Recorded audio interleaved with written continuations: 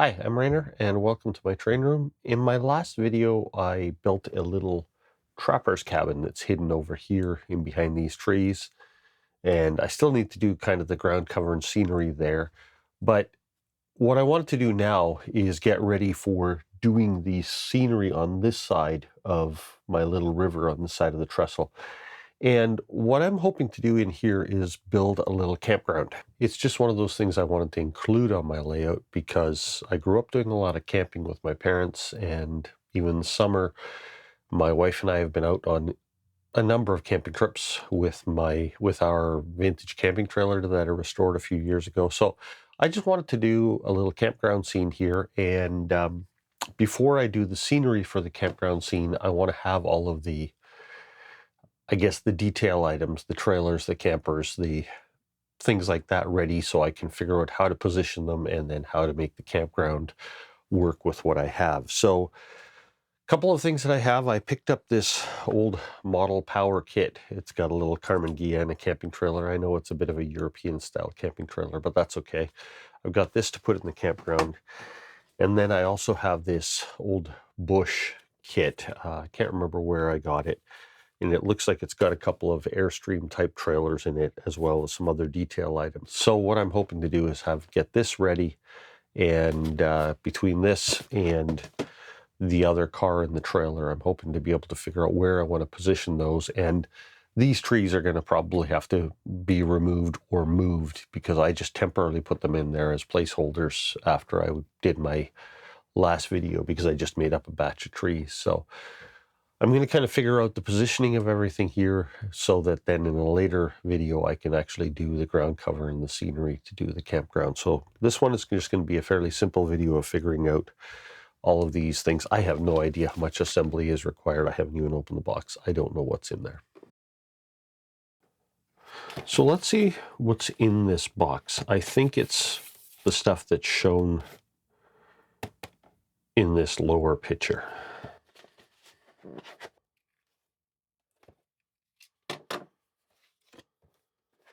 So we have a couple of Airstream style bodies.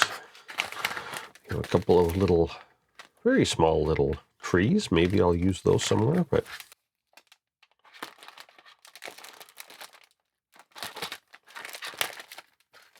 so we have some fencing, little wooden fencing. I don't know if I'll use that. Maybe I can try to paint it up and see if I can make it look believable. So it looks like these will be relatively easy to deal with, except I'm probably going to make some improvements on them of some kind. But these look like, a couple of silver Airstream trailers. Nothing wrong with that. The colors look good. And then in here are the other parts for the trailers. Trees are shedding leaves or needles already. So this looks like this is the trailer, the jack at the front, the propane tank's the tongue of the trailer. One set of those for each trailer. 4 axles with wheels. We've got the base of the trailer, the windows that go in. So it looks like a pretty simple assembly. But I think what I'm going to do is I am going to test with an LED to see if these shells actually let light through them, if they transmit light through them or not. And if they do, I'm going to carefully paint the inside of them, or at least part of the inside of them, black, because I want to put a small LED inside each one of these. I want to get a little warm white LED and put it inside so that when it's sitting in the campground, it'll look like there's lights on inside the trailers. So the first thing I'm going to do is test these to make sure that there's no light transmission through them. If there is, I'm going to put some black paint on the inside of them with a brush, just carefully so I don't mess up the outside of the trailers. And then I'm going to start assembling them and installing some LEDs. It looks like a fairly simple assembly.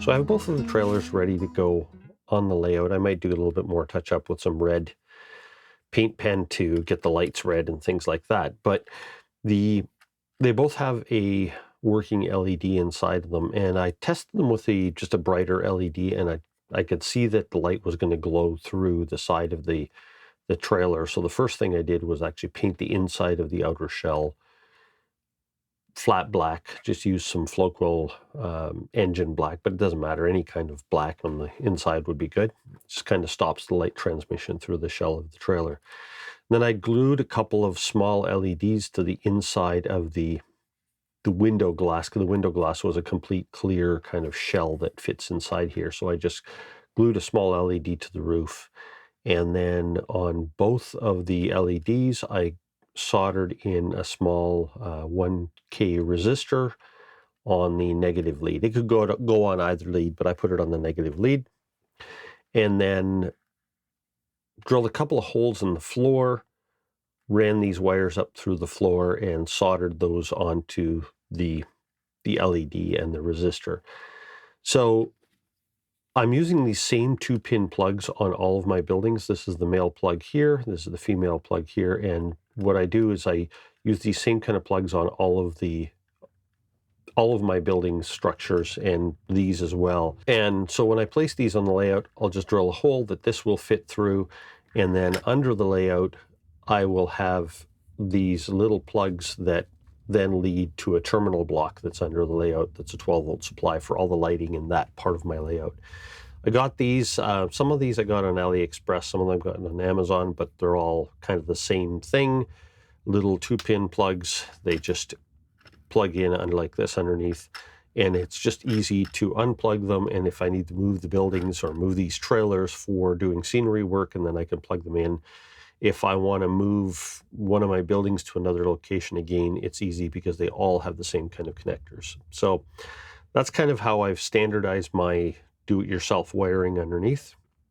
So right now what I'm going to do is, before I get my workbench out of the way, because I have to work on the layout just above here to get these into place, I'm going to put together basically a power feed wire with 2 of these on one end to feed the 2 trailers, and then leave enough of a lead on it to run to my terminal block.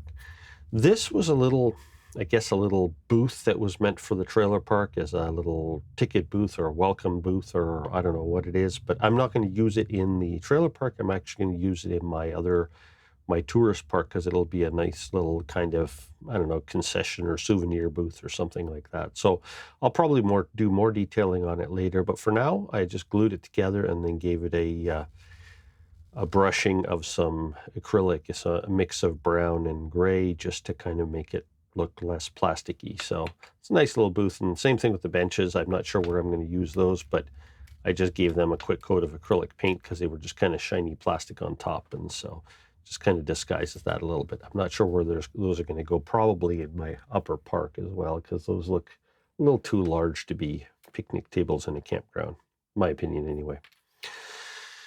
So for now, I am going to get this put together. Like most of my wiring, I do heat shrink on them and just solder them together. So yeah.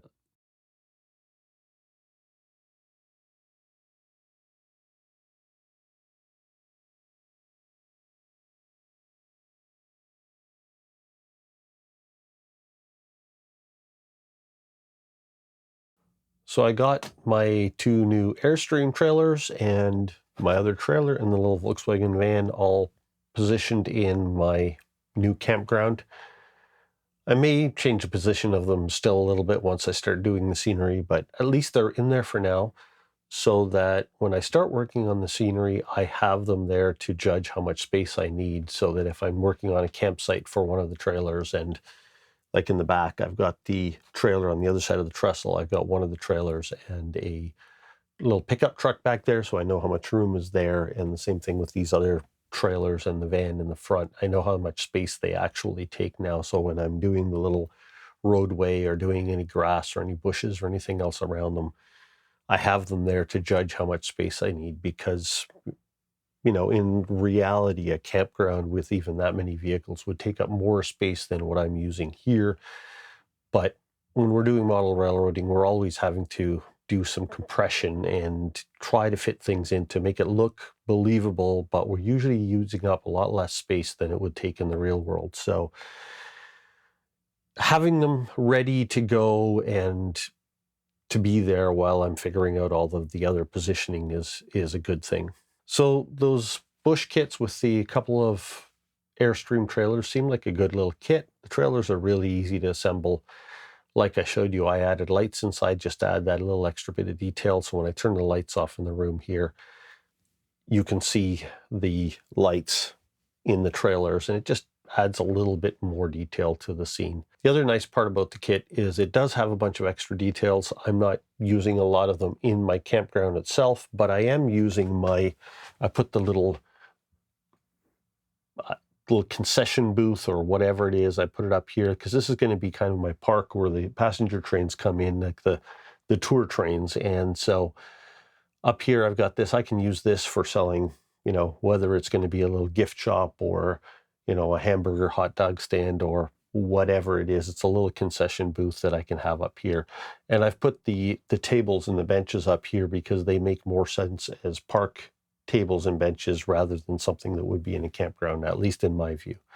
So some of the extra accessories from that kit I'm going to be using up here, and then the trailers are down here now. And so if anybody's looking for building a campground, hopefully this can give you some ideas, and I'll end up having to add the extra scenery and details in upcoming videos. Thanks for watching. See you next time.